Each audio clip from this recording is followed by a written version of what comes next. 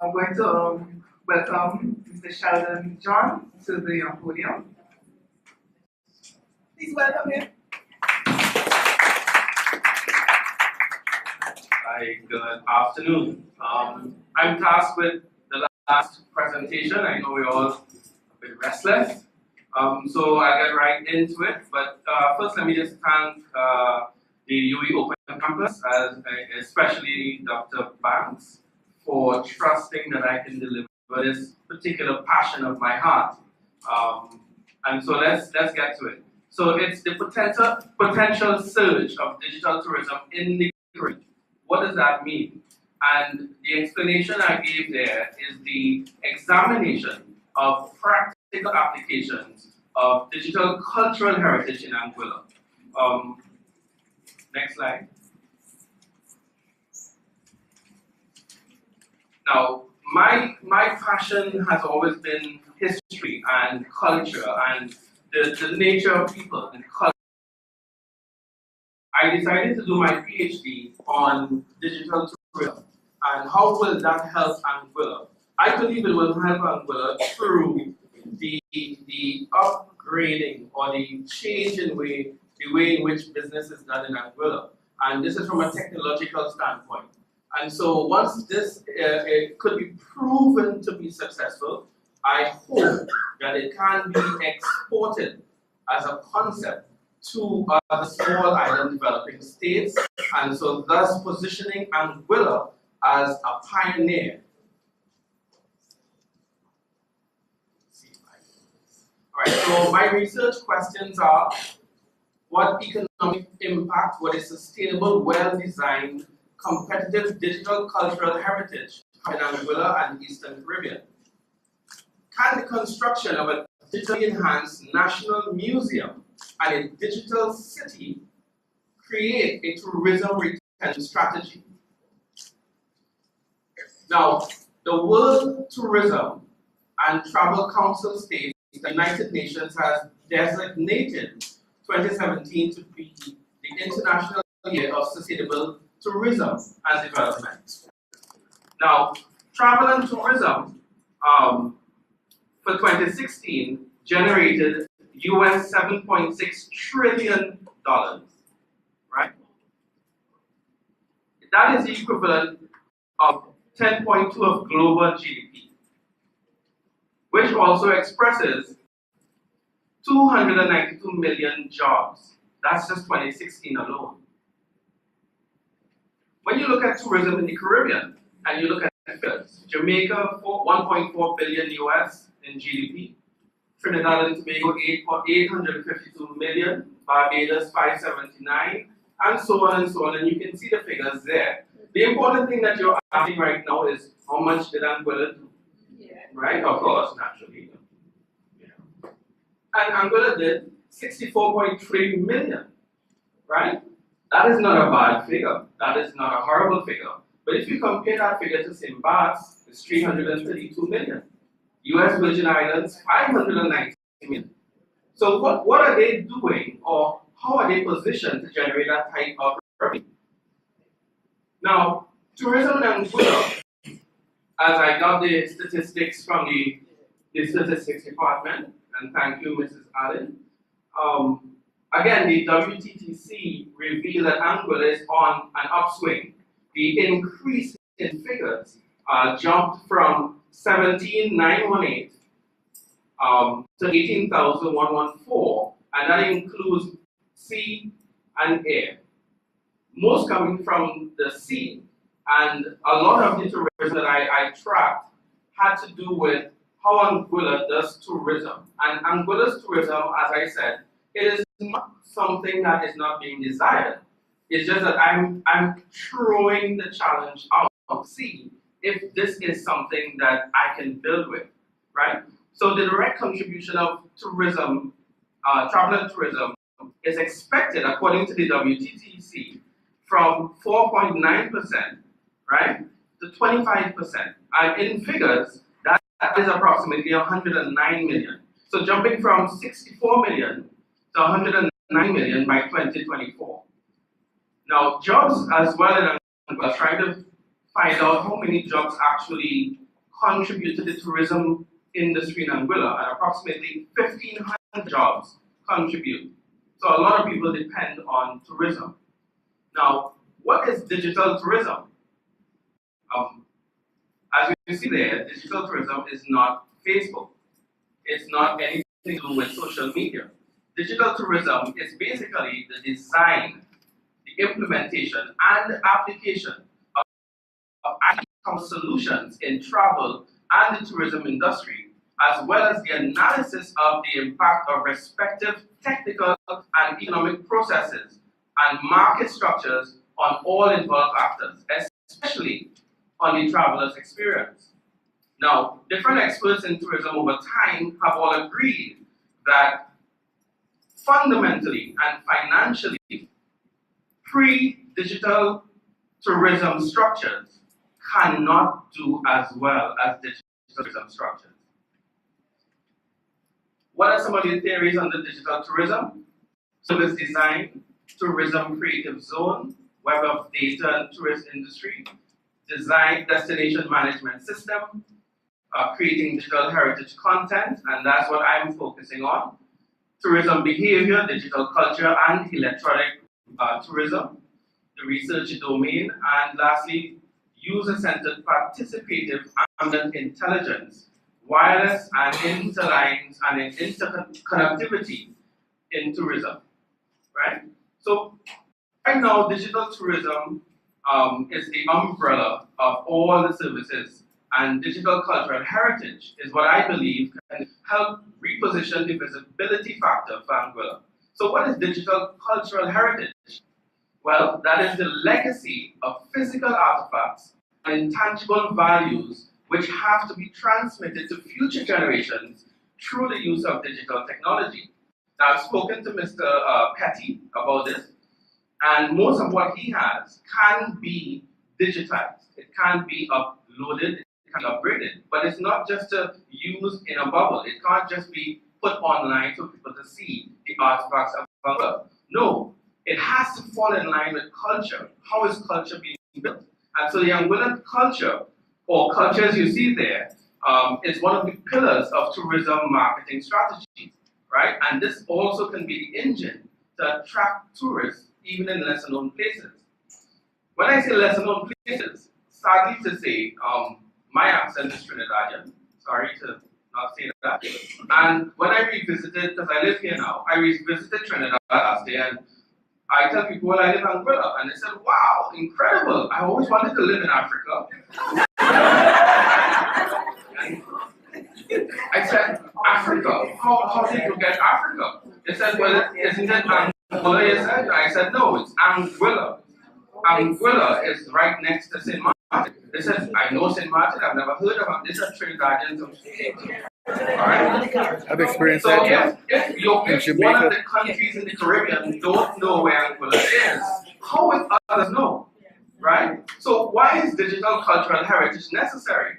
Well, tourists today are no longer trying to get away. Everybody connects, everybody shares, everybody is posting. I'm sure lots of people here have smartphones. Yeah? Smartphones? Yes, exactly. So you see?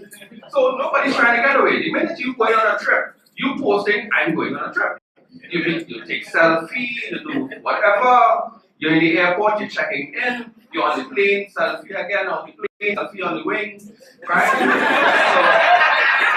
So anyway, people are not trying to get away. So therefore, they're looking for systems to support their lifestyle. So why would they go to a place where the internet or the broadband speed is not good enough to do that? All right, so as I said, they want to share without interruption. So they're trying to also find out what are grassroots tourism. And grassroots tourism is not the bacon and eggs and toast that you get at the hotel. No, they want the fried plantain. They want the fried egg. What do you call that? Johnny cake. I do apologize. That's a training. Right? So they want the fried egg. They want the fried fish. They want the Johnny cakes. Right? So you understand. Yes, they're coming from that place where they're accustomed to it, but they're not coming here for it. What is culture? Understand? And so I've been doing a lot of research on terms of grassroots tourism. And one of my personal heroes is me, right? Mrs. Donna Banks. Is she here today? No, right? She said they are looking for an authentic Anguillan experience, to live like the locals live, to eat where we eat, to party where we party, and play games we play, in an immerse and be immersed in the uniqueness, in the richness of our culture. That is true. And so when I read it, I said, this is a woman after my own heart. I have to meet her. I haven't met her yet. But I have to meet her. And so I have a video here. I don't know if I can play it from here.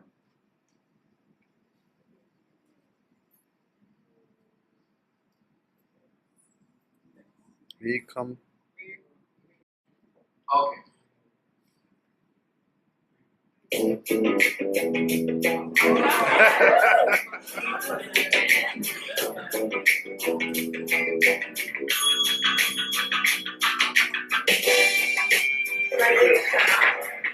took compliments and I'm looking for 1 day. And it's a very I'm looking because I'm looking for a local food and give it. Okay. How did you find Ken's? How did you find? When I was on the beach, I asked people to eat local food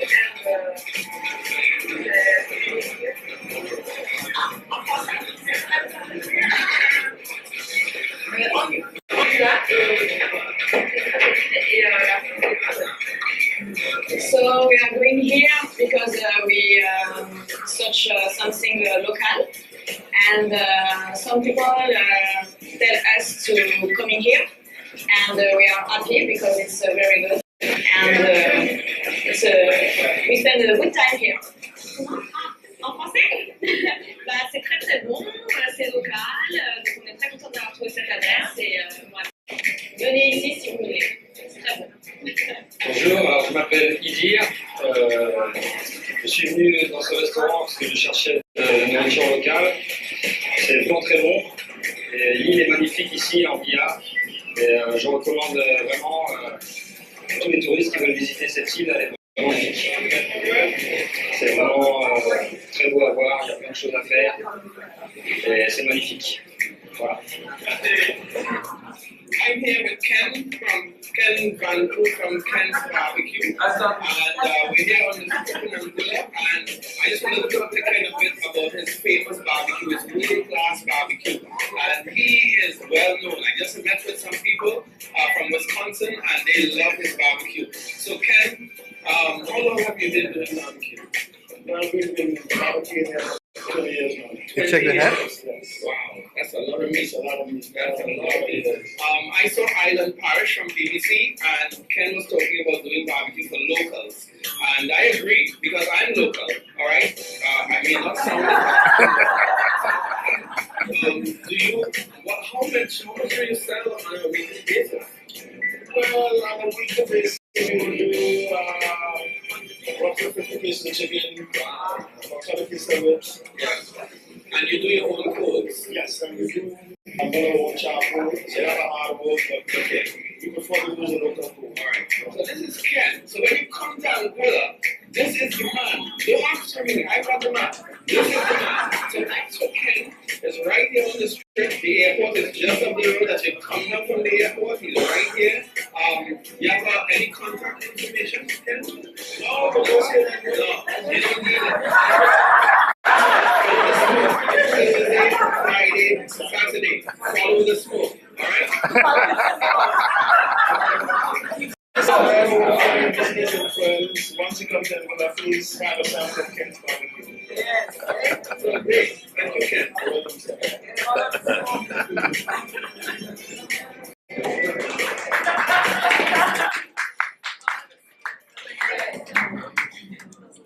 Yes. So that video is something that I done, and it's something I continue to do because I believe in the brand of Anguilla. Well, how I got to Anguilla, that my wife is a gynecologist and she was offered a job in Anguilla, so I had no choice. I have, no choice. So, grassroots tourism is something that can show Anguilla in a different way. I have never seen Ken before. I've never met Ken before I came to Anguilla. And when I came here, I was hungry. I was starving that night after the plane flight. And listen, I didn't know what to eat. They took me to this Chinese restaurant and I didn't eat the food. But if I knew Ken was, look at that man, I would have gone crazy. All right? And so what I am hoping is that digital cultural heritage, it captures grassroots tourism. It captures and displays it. And so it draws people. Because the same family from Wisconsin, I took their email and I sent them this video. Because this video is on the I Anguilla Facebook page. And so they saw the video in Wisconsin and showing their friends who Ken is, right? So that's a different way that we can do tourism. So why is digital tourism, digital cultural heritage necessary? Well, tourists can benefit from specialized technological offerings. This includes customized mobile services, and virtual reality is becoming a big thing now. So imagine you have one of those, trade shows in the US, and people doing this whole thing. Oh, this is Anguilla's booth. Okay, what does Anguilla do? No. Put this on, and you'll see them people saying, "Oh Lord Jesus." And so that's virtual reality. It removes you trying to process Anguilla. You can actually see Ken turning chicken. You understand? You will actually see people mimicking with that thing on their eyes, and they turn in chicken too. You understand? So virtual reality, it has changed the way that tourism is being done, right? So my friend Chris Torres, who I met at Google, we go way back, I think last week. A tourism product is what you buy, but a tourism experience is what you remember. So that family who's from Wisconsin, they have been coming here for years and they love Ken's barbecue. If you want to see the whole video, go to I Anguilla on Facebook, you'll see the whole video. My other friend, Richard Baker, he said digital tourism has revolutionized the way we research, plan, and experience our holidays. If your business relies on tourism, it will be virtually impossible to do without digital. Not only will you need an online presence, but digital efforts need to be clever, considered, and compelling. So I want Anguilla to rise up. I believe in the Anguillan brand. I love the Anguillan brand. And so when you have to be compelling, you can imagine Ken's barbecue. You can imagine Ken being invited to the States to cook on Food Network or the cooking channel to compete with those guys pretending to do barbecue. Come on. No, you should choose. Oh, do you all know that one? Yes. Troops.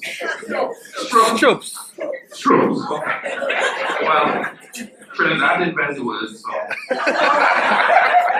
So anyway, can digital cultural heritage boost tourism in Anguilla? How can this be done? And these are some of my questions. Can it be done by forming a bond between culture and history? Can it be done by showcasing the need for cross-cultural consultation in various industries in Anguilla? Of course, yes. I didn't answer that, right? Okay. By building an interactive social media platform. And this has to come as one of the last moves because digital is not social media. There's so many fundamental applications in digital that social media cannot support. By offering tourism-related mobile technology. There's so many mobile technologies out there now, right? So what is recommended? Well, digital cultural heritage can be leveraged by the use of digitally enhanced museum and the creation of a digital city. I believe it with my heart, right? Not that I can't be wrong, I just say I believe it. A digitally enhanced museum, this exists. It exists around the world, in China, in New York, in London, it exists. And so I don't like the term third world countries, because where's the second world? Right? If we third world, where's the second world? So an international museum can be built here. It can exist here, right? And so the museum audience is 1 billion. Can Anguilla handle 1 billion people? Of course, I like that. Yes. So 1 billion people is the global market for who goes to museums only, right? So imagine you being drawn to Anguilla. Now, the other thing is that connectivity is a problem. And so the digital city was built in 2013 in Dublin. It was also built in Riyadh. Now look at the size compared to Anguilla. These are cities compared to Anguilla. So it can be done to establish a digital city because connectivity now will not be an issue. So if you step out your hotel, you're walking down the street, you see something nice, oh my goodness, there's Shimwell, snap. You can share that instantly, right? Now, if you have your smartphone and you have a QR code scanner, you can actually scan this right now, right? So this and things like these will be on display. So if you take the stuff Mr. Petty has and you put a QR code on there, you can actually scan that with your phone. And that will tell you, okay, where this was found, who found it, why it was done, what was dug up. Imagine the revolution we're talking about, 1967. You can actually get a tin pan or a cup that was thrown at a police officer or a soldier, take that, and so that's in the museum. And so you can now see where this was found. You can actually visit and go and see people participating and dancing, singing, and doing things that happen as part of your history. And so tourism can be transformed in a new way because you can actually leave the museum and go to Anguilla as to where these things happen. And now you can have new people employed, dancing there, singing there, entertaining you there, right? And so when you're there now and you're being entertained, those same people are Anguillians, they are residents.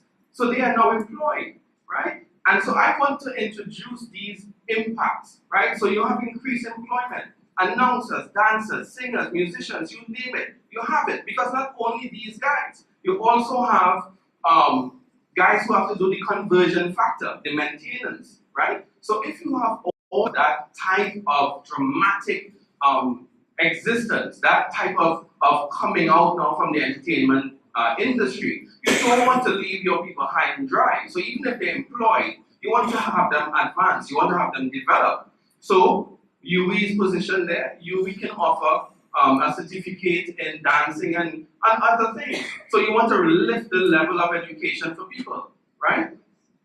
You have overseas investments, you have staycations, people have more money now, they can afford the expensive hotels, right? You have greater visibility even to the Caribbean, right? So my time is up, I'm sorry. So you see the lady standing on the side there.